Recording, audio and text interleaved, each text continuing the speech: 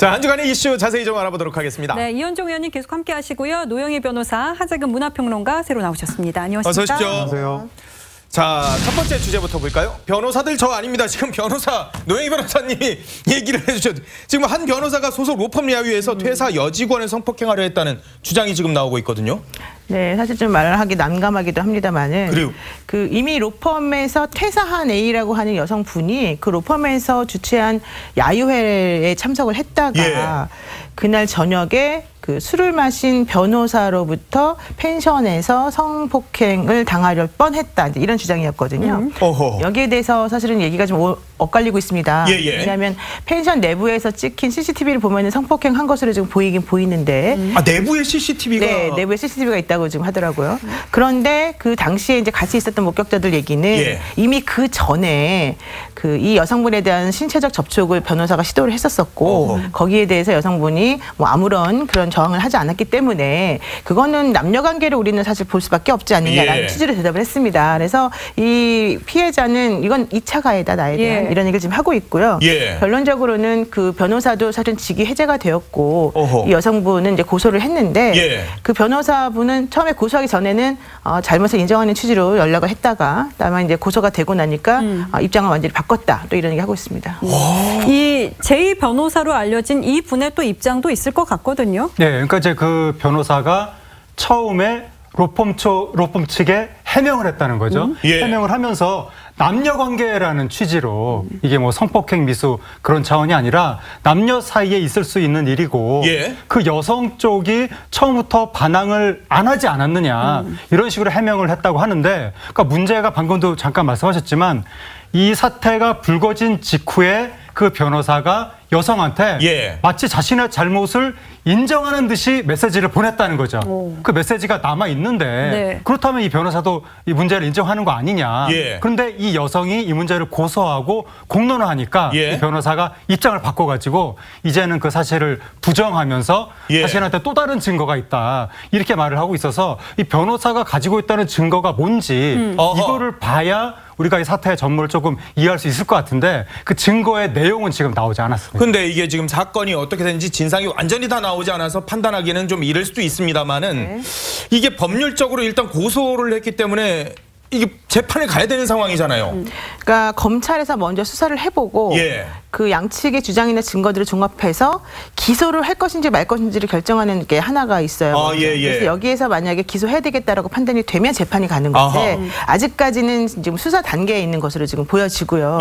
문제는 이 변호사 같은 경우에는 결과적으로 성폭력과 관련된 범죄를 변호하는 일을 사실 많이 하거든요. 그런 변호사들이 이런 식으로 본인이 또 그런 범죄 가해자가 된다고 한다는 것은 사실 있을 수 없는 일이기 때문에 이 부분과 관련해서는 좀 명확하게 실체적 진실이 밝혀지는 게 맞지 않을까 싶습니다.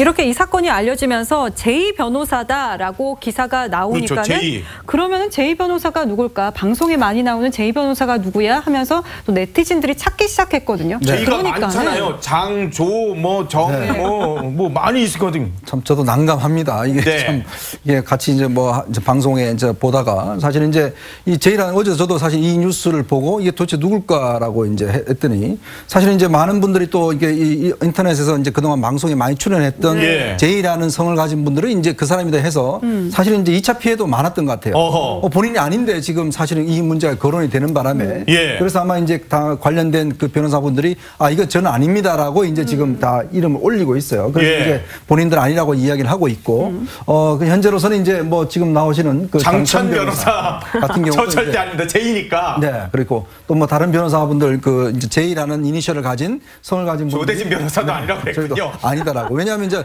저렇게 밝혀줘야 되는 게 사실 자꾸 이렇게 소문이 나면 저분이다라는 소문이 나면 저분들도 상당히 피해가 있을 수가 있는 거고. 왜냐하면 현재 또 방송 또 활동을 하고 계시기 때문에 하여튼 저분은 아니다는 걸 제가 말씀을 드리고 어쨌거나 이분과 관련된 문제는 뭐 저도 뭐 아는 분입니다만은 어쨌거나 이제 좀 조사를 정확히 좀 받아봐야 되지 않을까 싶습니다. 아니 휴시 때도 그랬지만은 이 도박을 했다는 여자 연예인이 있습니다 하니까는 누군지 또 네티즌이 추정에 나서잖아요. 그러니까 슈 씨가 나서기 전까지는 유진 씨가 아마 의심을 그랬었어요. 받았잖아요. 비슷한 참 사건들이 반복이 되는 면도 있는 것 같습니다. 그러니까 이게 어떤 사건에 대해서 보도가 나올 때 처음에 이니셜로 보도가 나오면 네. 그때부터 이 이니셜에 해당하는 사람이 누구냐라면서 이제 사람들이 지목을 하기 시작하는데 예. 사실 이 종편이라든가 TV에 등장하는 변호사들은 엄청 많거든요. 그렇죠. 그래서 이 이니셜만 가지고 누구다 지목하는 것은 전혀 이게 사실관계가 증명될 수 없는 것이기 때문에 예. 이게 자칫 그 사람에 대한 명예훼손이 될 수가 있고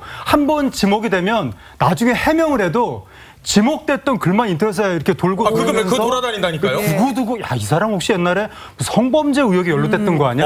이런 식이 될 수가 있기 때문에 이런 그 이니셜 보도를 가지고 특정인을 지목하는 것은 매우 조심해야 됩니다. 이거 이니셜 보도를 그럼 좀 자제해야 될까요? 이게 좀 약간 좀 뜨거운 감자인 것 같아요. 예. 그렇다고 해서 우리가 또 실명을 거론할 수는 없지 않겠습니까? 그렇죠. 예. 사실 지난번에 슈 씨 같은 경우에는 유진 씨가 이제 그 소문의 주인공이라는 얘기가 돌자마자 2시간 만에 사실은 자기라고 나타났어요. 예. 근데 그거는 두 분의 관계가 있기 때문에 나타난 건데 그렇죠. 이번 사건 같은 경우에 사실 지금 피의자로 지목되고 있는 그 변호사님은 지금 피해를 당하고 있는 다른 변호사들하고 또 그렇게 개인적인 관계가 있는 건 아니거든요. 그럼 그렇다고 해서 내가 이런 사람이다 말할 수는 없어요. 그렇기 때문에 이런 경우에서는 네티즌들이나 우리 이제 사건을 바라보는 우리들이 조금 자제하는 게 맞지 않을까 싶습니다. 이게 제가 이제 언론에 있으면서 이런 이니셜 때문에 저도 한번 소송을 당한 적이 있는데 왜냐하면 이제 이니셜을 쓸 때 우리가 그냥 보통 ABC라 쓰지 않고 그 사람 이름을 이렇게 쓰잖아요. 근데 그게 상당히 특정될 수 있는 가능성이 높을 경우는 이게 명예훼손에 해당됩니다. 그래요? 예를 들어서 이제 그 사람 제일 하면 뭐 한 3-4사람으로 딱 압축된다라든지 이럴 경우는 상당히 특정이 될 수가 있어요. 근데 이제 여기서 A씨나 B씨나 이렇게 하면 누군지 모르지 않습니까? 그렇죠. 근데 여기 같은 경우는 J씨라고 했기 때문에 J라는 거는 뭐 정, 조, 뭐 이게 쭉 이제 성씨가 있을 수 있잖아요. 그렇죠. 그러면 그 변호사들 중에서 TV에 출연하는 분 딱 거기만 쳐보면 딱 압축되거든요. 그래서 이제 이런 거이기 때문에 사실은 저희 언론에서 보도할 때도 굉장히 특정할 수 있는 가능성이 있으면 굉장히 조심할 수밖에 없습니다. 그러네요. 다음 주제로 가보도록 하겠습니다. 자, 다음 주제 봅니다. 17번 죄송합니다. 이런 주제인데 현직 청와대 행정관이 지방자치단체 산하기관 직원과 10분을 통화하면서 반말을 하고 또 협박까지 했다. 이런 얘기가 지금 나오고 있습니다. 그러니까 지금 청와대 일자리 수석실에 있는 여기도 지으시네요. 이 정무 행정관이 경기도에 있는 뭐 기관에 산하기관에 전화를 해서 그 대리분에게 담당 대리겠죠. 3,900만 원짜리 용역 수익계획과 관련한 내용을 이제 얘기를 하면서 반말을 하고 또 내가 여기 이 자리까지 띄엄 때문에 온 줄 아느냐. 또 내지는 대접을 해주면 제대로 얘기를 해야 되는 거 아니냐. 이런 얘기를 또 하고요. 여기에 대해서 그 A대리라는 분이 죄송하다라고 17번이나 했음에도 불구하고 너 통화 내역 한번 까볼까? 이런 식으로까지 말했다는 겁니다. 그래서 근데 사실 지금 말한 거는 뭐 녹취록이 있다거나 객관적인 증거가 있는 건 아니기 때문에 우리가 사실은 조심스럽게 이 사건을 다뤄야 되는 게 맞는 것 같고요. 여기에 대해서 지금 이 대리님이라고 A 대리라고 하는 이 분 같은 경우에는 상당히 기억력이 좋은 것 같아요. 이게 9분 35초 정도 통화를 했다라고 하는데 그동안에 있었던 일을 자기가 몇 번 죄송하다 말을 했는지부터 시작해가지고 엄청나게 자세하게 구체적으로 설명을 해요. 그러네요. 이게 녹취가 있는 건 모르겠는데 녹취가 없다면 17번을 내가 얘기했는지 기억이 잘 안 날 텐데. 게다가 녹음을 해두지 않았을까요? 그러니까 뭐 그래서 가능성이 좀 있어요. 아직까지는 지금 드러나지 않았기 때문에 우리가. 근데 이게 또 알려지기는 일반 전화로 했기 때문에 녹음이 안 됐을 수도 있다는 또 얘기도 일부는 있어요. 왜냐하면은 그 청와대 행정관이 전화를 걸 때 자기 핸드폰을 했을 리가 없잖아요. 그러니까 행정관실에 있는 그 일반 전화와 이쪽 기관에 있는 일반 전화를 했겠죠. 그러면 녹음을 사실 할 수가 없을 거예요. 그렇죠. 그렇다면 물론 기능이 있는 전화기도 있긴 있지만 근데 일반 공무원들한테 그렇게까지 좋은 전화를 주지 않기 때문에 제가 봤을 때는 아마 녹음이 모르겠어요. 일단은 지금은 이제 없는 걸 전제로 당장은 얘기를 하는데 그렇다면 17번이나 자기가 죄송한다고 말했다. 상대방이 뭐라고 또박또박 말했다. 이것들을 전부 다 기억해서 얘기한다는 것은 아마 전화를 하면서 너무 화가 나서 적어가면서 얘기를 메모를 해가면서 이걸 했기 때문이 아닌가 이런 생각이 들어요. 근데 여기에 대해서 지금 그 정모 행정관이라는 분은 이것과 다르게 그러니까 수의계약을 체결하는 과정 중에 문제가 있어서 이런 식으로 잘못하게 되면 안 된다라고 하는 것을 본인이 알려주기 위해서 한 것이다. 그리고 통화 내역을 뭐 한번 보겠다라고 하는 것도 혹시나 있을지 모르는 그 3,900만 원짜리 용역 계약과 관련해서 거래 상대방하고 무슨 문제가 있을 수 있으니까 한번 확인해 보겠다는 취지였지 다른 뜻은 없다 이렇게 설명하고 있습니다. 아니 근데 말이 좀 너무 다르긴 합니다만은 이 신문 기사 내용으로만 본다면은 거기 한번 통화 문자 내용 이거 볼까요? 내가 그쪽 원사업 더 들여다볼까요? 말을 그렇게 못 알아들어요? 굉장히 좀 이 표현만 본다면 고압적이에요. 물론 이 청와대 행정관은 절대 그런 뉘앙스는 아니라고 얘기는 하고 있습니다만은. 근데 요즘 말이죠. 이게 이런 식으로 전화 절대 하지 않습니다. 왜냐하면 요즘 같은 경우는 웬만하면 다 녹음합니다.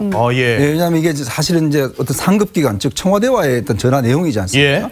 그러다 보면 나중에 책임 문제가 불거질 수 있기 때문에 예. 요즘 사실은 공무원들도요. 웬만한 전화하면 다 녹음하면서 다 통화를 해요. 그러니까 그렇기 때문에 사실 제가 이걸 보도를 듣고도 요즘 정말 이 청와대 직원들 중에서 이런 식으로 하면은 큰일 나는데 왜냐하면 전형 내용만 보면 이 사실만 강하게 맞다라면 전형적인 갑질 전화거든요. 사실은 일자리 비서관이 이 기관에 전할 이유가 없습니다. 왜냐하면 자신이 어떤 문제에 대해서 공적으로 하려면 사실은 경기도나 이 어떤 상급 단체에다가 협조 요청을 해야 돼요. 그래서 나중에 그걸 결과를 받지 직접적으로 청와대 직원이 해당 관계의 대리한테 전화해서 이런 경우는 이건 있을 수가 없는 일이에요. 아, 그래요? 왜냐하면 이건 다 업무의 어떤 상급 통과가 있습니다. 이게 청와대라는 데가 무소불위의 권력기관이 아니거든요. 예전에 여러 가지 이런 문제 때문에 문제가 있기 때문에 항상 공식적인 문서를 남기고 또 전화 기록도 남겨야 되는 거예요. 이게 나중에 문제가 되면 이 청와대 직원 같은 경우는 굉장히 저는 문제가 될 수 있다고 봐요. 왜냐하면 이 해당 기관의 담당자한테 이렇게 전화해서 무슨 문자 깔까 뭐 이런 이야기 한다는 것은 이거는 전형적인 갑질 행위거든요. 그래서 아마 이게 사실이라면 저는 청와대 감찰에 나서야 될 거라 봅니다. 물론 청와대 행정관은 그게 아니라 그냥 통화 내역이나 문자 내역을 내가 협조 요청을 해서 좀 보내줘라 뭐 이런 뉘앙스로 얘기를 했다고. 그건 그 사람 이야기하면 안 되죠. 자기가 필요하면 문제가 있다고 생각하면 민정이나 민정을 통해서라든지 경찰을 통해서 공식적인 라인을 밟아서 이야기를 해야지 자기가 무슨 권한으로 문자를 봅니까? 영장도 없는데 어떻게 봅니까? 그건 순전히 협박이죠. 너 당신 볼 거야. 이게 옛날에 전형적인 7, 80년대 청와대 공무원들이 나 중앙에서 나왔어. 나 청와대에서 나왔어. 딱 그 행태이 아니지 않습니까? 여기에 대해서 이 행정관은 유착이 의심되니 통신 내역을 요청하면 주겠느냐 이런 취지였다고 말을 하죠. 본인이 그걸 보겠다고 말했다는 건 아니라는 식으로. 그러니까 약간 양쪽의 뉘앙스가 완전히 다르네요. 그러니까 말이라는 게 참 다르고 듣는 사람 다르고 말하는 사람 다르고 이게 어려워요. 근데 문제가 청와대 행정관이 일개 지자체 산하 대리한테 그 작은 그 수의 계약을 문제 삼아서 전화를 할 정도면 청와대 행정관은 잠을 어떻게 자나? 우리나라에 소액 수의 계약하는 공무원들이 얼마나 많겠습니까? 그 일일이 본인이 다 챙겨서 본인이 다 전화해서 이런 식으로 문제 제기하면 그러니까 이게 뭔가 조금 좀 이상하게 느껴진다는 거죠. 그러니까 이 공직의 어떤 부조리를 바로잡을 목적이었다면 절차와 계통을 밟아서 이렇게 해야 될 것 같은데 대리한테 직접 다이렉트로 청와대에서 전화를 한다는 게 뭔가 이상하게 느껴져서 이건 이제 사실 내막을 우리가 알지 못하는데 내막을 좀 감찰하든지 해가지고 혹시 여기에 다른 저희가 있었다면 분명히 밝혀내야 될 것 같습니다. 그러니까 참 말 조심해야 되는 거고 듣는 사람 입장 생각하면서 말을 해야 되는 건데 또 민중은 개돼지 그 발언으로 파면이 됐던 나향욱 전 교육부 정책기획관이 이제 또 복귀를 하시긴 하셨습니다. 어쨌든 뭐 다른 연수원으로는 복귀를 했습니다. 직급을 내려가지고 복귀를 했다는데요? 지난번에 이제 전격적으로 파면당한 이후에 행정심판과 행정소송을 거쳐가지고 결과적으로는 그 파면이 너무 과하다라는 판단을 받았고 그래서 강등으로 이제 한 등급 내려간 그런 판단을 받았기 때문에 그 이전에는 고위공무원으로 이제 분류되는 그런 직급에 있었지만 이번에는 연수원에 근무를 하게 되면서 부의사관으로 사실은 이제 한 등급이 내려갔어요. 그러니까 이분이 또 다시 이거 너무 과하다. 직급을 높여달라. 이런 식으로 또 심사서를 또 제출하고 있는 상황이라고 얘기를 합니다. 또 소청 뭐라 그러죠? 그러니까 지난 6월에 인사혁신처에 심사서를 제출했다. 직급을 너무 많이 낮췄다. 뭐 이런 식으로 판단하고 있다는 것 같은데 제가 봤을 때는 좀 너무 심한 것 같아요.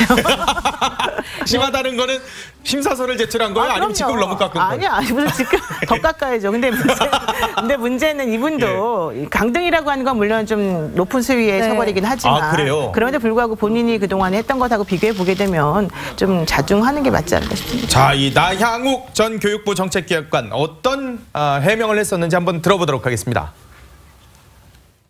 그 말은 제 본심이 아닌 말이었습니다. 영화에 나온 그 무슨 말이에요? 본심이 아니면 제가 그렇게 생각을 해서 그런 말을 한 것이 아니고. 자, 이게 해명도 했고 그리고 이 직급도 많이 깎여 있긴 합니다만은 어떨까요? 여론이 또 이렇게 주목을 하고 있거든요. 여론은 당연히 매우 안 좋고 이게 문제가 노영 변호사님은 아까 개인적인 의견도 좀 그러니까 이게 뭐가 문제냐면 이분이 개인 사기업에 다니는 분이 아니라 공무원이라는 거잖아요.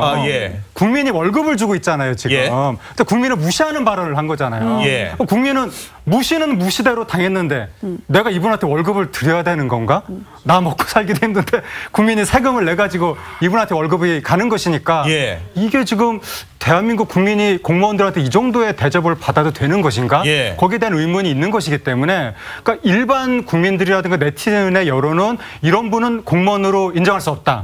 이런 분한테 나는 월급을 지급할 수 없다라고 생각을 했었는데 법정에서 아니다. 국민은 이분한테 계속 월급을 지급해야 된다. 이렇게 판결이 나온 것이기 때문에 이런 판결을 과연 정당하다고 봐야 되는 것이냐. 그러니까 법적으로 판사가 그렇게 판결할 수밖에 없도록 돼 있다면 법을 고쳐야 되는 거 아니냐. 그러니까 이런 여론이 나올 정도로 어쨌든 그 인터넷 여론은 상당히 안 좋은 상황입니다. 하나만 말씀드리면 지금 이제 말씀하시긴 했는데 공무원들이 제일 듣기 싫어하는 말 중에 하나가 내가 국민들로부터 세금으로 월급을 너한테 준다 뭐 이런 얘기 듣는 걸 제일 싫어한다는 거예요. 그래요? 우리도 좀 그런 표현 좀 조심해야 될 것 같아요. 그래서 아마 이제 그런 게 있는 것 같아요. 아마 이제 심사 과정에서 이게 예를 들어서 본인의 이야기, 즉 내가 민중은 개돼지다라는 이야기가 아니라 이게 영화의 대사에 나오는 이야기예요. 그렇죠. 그러니까 이게 이제 저녁 술자리에서 그걸 인용을 하면서 했다라는 게 이제 사실은 그때 당시만 하더라도 이게 뭐 워낙 여론을 득끌었으니까 이게 파면이 되게 되면 일단 연금 지급이 안 됩니다. 공무원들 같은 경우는 굉장히 치명적인 그런 그 형이기 때문에 그래서 이제 이걸 심사하는 과정 속에서 이제 저녁 자리였고 또 술자리였는데다가 이제 영화 대사를 인용을 해서 하는 것이기 때문에 이거에 대한 어떤 직접적인 의도성이나 이런 것들이 좀 감안을 됐다. 제가 나 전 이 행정부 쪽에서 설명한다면 그런 식의 설명을 할 수가 있습니다. 알겠습니다. 다음 주제로 가볼까요? 아이고 이거 도박빚 6억 원을 못 갚아서 지금 피소가 된 SES의 슈.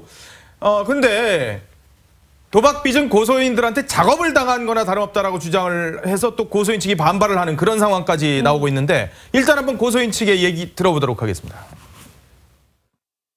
또 작업이라고 하면 이게 일반적으로 말하는 뭐 불법 도박 업장 돈이 없다라고 하면 내가 돈을 빌려줄게. 당신 이거 도박 좀 더 하고 가라. 그걸 말하는 거. 근데 이 카지노는 딜러들이 하는 장소잖아요. 지금 딜러가 아닌 제3자가 뭔가 작업을 할 수 있는 사람들이 아니죠. 아니 어떻게 되는 거예요? 저 슈 측은 나 작업당해서 빚졌다 그러고 또 고소인 측은 무슨 소리냐. 이게 무슨 작업할 때가 아닌데. 그러니까 지금 6억이라고 하는 그 돈에 대해서 고소를 한 측이 2명이 있는데 그중에 이제 박 씨라고 하는 분이 슈를 데리고 그 카지노를 갔다는 거죠.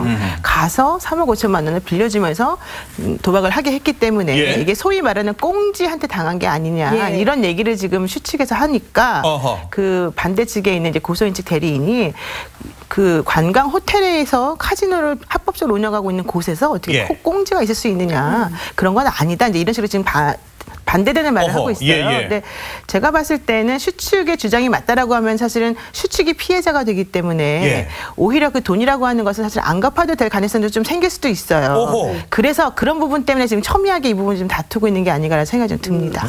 근데 슈와 그 고소인 측이 너무나 얘기가 다른 것 같아요. 원래 알던 사이다. 아니다. 6억이 전부 다 도박 자금이었다. 아니다. 왜 이렇게 말이 엇갈리는 겁니까? 그러니까 처음에 사건이 터졌을 때 이야기와 지금 이야기가 좀 다르죠. 그렇죠. 이제 서서히 이제 소송에 가면서 입장이 좀 달라지는 겁니다. 지금 왜냐하면 지금 슈씨 측 이야기는 뭐냐면 이게 이자가 너무 높았다. 이게 뭐 1,800%였다. 이 연 이자가. 이게 뭐 매일 예를 들어서 며칠간 이제 아주 고리 이자이지 않습니까? 그러니까 이자이다 보니까 이자만 갚아도 도저히 원금은 뭐 갚을 수도 없는 상황이었으니까. 그래서 이 자금 자체는 기본적으로 도박빚으로 해서 너무 과도한 이자였다라고 지금 주장하면서 혹시나 안 갚아도 되는 거다라고 지금 아까 노영희 변호사 이야기했듯이 이게 만약에 불법적인 도박 자금이라면 이제 그렇게 이제 지금 방어막을 치고 있는 것 같고 지금 일단 이 빌려준 분 같은 경우는 무슨 소리냐. 일단 내가 빌려준 것에 해서 지금 돈을 한 푼도 안 갚았다라든지 이렇게 이제 대응을 하고 있는 것 같아요. 그러니까 결국은 이게 처음에는 워낙 이제 국민들 어떤 비난 여론 때문에 뭐 부인 남편이 나와서 다 갚겠습니다 이제 하다가 이제 본격적인 이제 법정 싸움에 들어가니까 처음에 막 다 갚겠다고 그렇죠. 이게 이제 상당 부분 또 갚았다고 이런 얘기도 있었어요. 갚았다는데 사실 이쪽에서는 전혀 안 갚았다 원금은. 근데 문제는 또 이제 이게 법정에 가면 이자율을 실제보다 굉장히 많이 받게 되면 이것도 사실 문제가 되거든요. 그렇죠. 그러니까 아마 법률 검토를 해보니까 이런 불법 요지를 파고 들어갈 경우는 혹시 이런 부분을 안 갚아도 된다라고 하기 때문에 이 싸움 자체가 굉장히 복잡해지는 것 같습니다. 아니 그러니까 이게 슈 쪽만 조명해서 본다면 처음에 딱 죄송하다고 하고 그리고 남편 얘기 나오고 그리고 얘기들이 나왔을 때 하고 처음 얘기하고 지금하고 약간씩 말이 바뀌는 게 좀 있어서 그러니까 이제 이 사건이 좀 이해가 안 되는데 예. 그러니까 처음에 그러니까 도박 문제하고 돈 문제 두 개가 있잖아요. 그렇죠. 그러니까 맨 처음에는 도박 문제는 외국 영주권자니까 뭐 넘어갈 수 있겠다. 근데 도박장은 자기는 거의 처음 갖고 룰도 모르고 이랬다고 그랬었거든요. 근데 또 목격자가 나왔어요. 그러니까 처음에 영주권자에서 그런가 보다. 그다음에 돈은 상당 부분 변제했다고 그랬거든요. 예, 그렇죠. 그렇다면 돈 문제도 넘어갈 수 있겠다. 그럼 해프닝인가 보다. 예. 처음에는 그렇게 생각을 했었는데 그랬었죠. 나중에 도박 문제는 서울에 있는 카지노 우연히 간 차원이 아니라 뭐 영종도까지 뭐 원정을 간 거 아니냐 예. 이런 말이 나오고 그다음에 돈 문제는 분명히 슈씨 측에서는 상당 부분 견제했다고 했는데 예. 돈을 꿔줬다는 측에서는 받은 돈 없다. 견제는커녕 한 푼도 못 받은 게 없다 받았다. 그러고. 그러니까 슈씨 측에서는 무슨 말이냐 이자가 방금 말씀하신 대로 연 1,800%에 달하는 골이었다. 예. 그런데 돈을 꿔줬다는 측에서는 무슨 말이냐 애당초 이자는 요구하지도 않았고 예. 그 이자에 대해서 아예 말도 없었는데 이제 와서 왜 우리를 고리대금업자 취급하느냐 정반대로 이야기를 하고 있어서 근데 이거는 사실관계 확인하면 금방 나올 거거든요. 그렇겠죠. 네. 한쪽에서는 돈을 상당 부분 갚았다고 그러고 예. 또 다른 쪽에서는 돈을 안 받았다고 그러고. 이건 사실관계 확인하면 금방 드러날 일인데 둘 중에 한쪽은 어쨌든 거짓말 한다는 건데 왜 금방 드러날 거짓말을 하고 있는지 예. 그것도 의아한 대목입니다. 그거는 왜 그러냐면 예. 저분이 사실 이제 영종도에 있는 그 호텔 카지노는 프라이빗 룸에서 바카라를 혼자 했다는 건데 예. 보증금이 1억 정도 있어야지 들어가는 곳이라는 거예요. 그러면 룰도 모르는 사람이 어쩌다 한번 가서 갔다 했다라고 하는 것은 안 맞는 말이 그렇죠. 돼버리잖아요. 예, 예, 예. 그렇게 되면 본인의 이미지가 매우 나빠져요. 그러니까 광고 문제가 있는 거예요. 슈 씨가 사실 광고에서 아이들 그 다둥이 맞습니다. 어머니로서 이미지가 상당히 좋아서 광고를 많이 찍었거든요. 예. 그런데 그 광고를 찍을 때 항상 조항이 이 광고를 찍은 이후에 무리를 일으키거나 평판이 떨어지게 되면 우리 상품 이미지가 나빠지니까 당신에게 위약금 3배를 물게 하겠다 이런 게 항상 들어가 있어요. 예. 지금 이번 사건이 터진 이후에 본인이 도박을 한 사람으로서 이미지가 나빠지게 되고 6억이나 빚을 진 사람이 돼버리고 나면 그 20몇 억이라고 하는 돈을 갚아야 되는 문제가 생기니까 이거를 해결하는 문제가 이제 다시 이제 불거지게 된 거죠. 그래서 본인이 피해자이고 본인이 당했다라고 하는 식으로 가야지 이게 사실은 이 광고에서 위약 문제가 안 생겨요. 그러니까 아마 제가 봤을 때에는 전체적인 모든 것 초창기에는 미안하다라는 식으로 이제 얘기가 나왔다가 물론 미안하게 하겠지만 그것보다 더 중요한 건 돈 문제가 걸려 있고 자기 이미지 문제가 걸려 있기 때문에 이런 식으로 행동하지 않을 수가 없는 것이다. 이렇게 저는 봅니다. 마지막 주제로 가 볼까요? 지금 실시간 검색어에서 떨어지지 않는 뉴스이기도 한데요. 저 결혼했습니다. 남경필 전 경기도지사가 재혼을 했다고 합니다. 네. 사진 한 장이 지금 화제예요, 화제. 네, 그렇습니다. 뭐 남경필 지사가 지난번 이제 선거에서 떨어졌지 않습니까? 그 이후에 갑작스럽게 이제 결혼 소식이 왔습니다. 원래 이제 한 4년 전에 이혼을 했어요. 부인과의 어떤 관계에서 이혼을 하고 그 다음에 이제 아들 2명을 있는데 또 그 중에서 또 아들이 한 명이 마약 문제 때문에 좀 골치를 세워서 구속도 되기도 하고 본인으로서 아마 굉장히 좀 심적으로 괴로웠던 것 같습니다. 또 왜냐하면 사실은 혼자 이렇게 도지사로서 사실 이혼남이다 뭐 그다음에 이제 혼자 해야 된다 이런 것 때문에 굉장히 또 시선도 좋지 않았었거든요. 근데 지금 현재 교회에 다니는 같이 또 같은 비슷한 처지에 있는 분하고 이제 교회 성가대에서 같이 활동을 하다가 이제 결혼을 했다고 하는데 뭐 제가 알기로는 남경필 지사 이외에도 다른 몇몇 국회의원이 최근에 알게 모르게 좀 저는 재혼한 걸로 알고 있습니다. 저는 가장 크게 기억나는 게 그 옛날에 저 윤상현 의원이 네, 뭐 그분들 말고 또 몇 분들이 알리지 않고 좀 한 분들이 계세요. 왜냐하면 정치라는 게 화려할 때는 어떤 면에서 스포트라이트 받으니까 그런 문제가 사실은 덮이는데 낙선을 하고 떨어지면 사실은 가정적인 문제가 상당히 불거지는 분들이 있어요. 이제 그러다 보면 이게 좀 부부간의 관계가 안 좋아지는 분들이 계시거든요. 그렇다가 이제 지금 사실은 어떤 면 남경필 지사 입장에서는 모든 걸 내려놨잖아요. 일단 뭐 지사도 아니고 지금 아무것도 아니에요. 자연인 신분이죠. 자연인 신분이죠. 근데 어쩌면서 보면 저 표정은 제가 최근에 본 표정 중에서 가장 제일 밝아요. 좋은 표정인 것 같아요. 눈. 그만큼 본인의 어떤 생활적인 안정감 이런 것들이 있지 않겠나 싶습니다. 야, 신혼여행 어디로 간대요? 신혼여행을 지금 알려지기로는 담양, 순천, 목포 이런 남도 쪽으로 간다고 알려져서 이런 부분은 꽤 괜찮은 것 같습니다. 남도 요즘에 우리 사회에 좀 이렇게 상류층 분들이 결혼한 다음에 신혼여행을 좀 의뢰의 해외로 가는 거 아니냐 그런 얘기가 많이 나오는데 맞아요. 휴양지 같은 데 막 엄청 뭐 비싼 데 막 아니 우리나라도 좋은 여행지가 얼마나 많은데 그리고 뭐 제주도 이렇게 유명한 곳은 사람들이 많이 가지만 상대적으로 소외된 곳들이 있어서 이렇게 사회 지도층 분들이 결혼한 다음에 뭐 남도 여행 가고 이런 것은 상당히 좋은 본을 보이는 것 같습니다. 재선은 실패했지만 사랑에는 성공한 동료 의원들이 그래서 많이 지금 계속해서 좋아요 이런 거 눌러주고 있어요, 페이스북을. 아무튼 축하드립니다.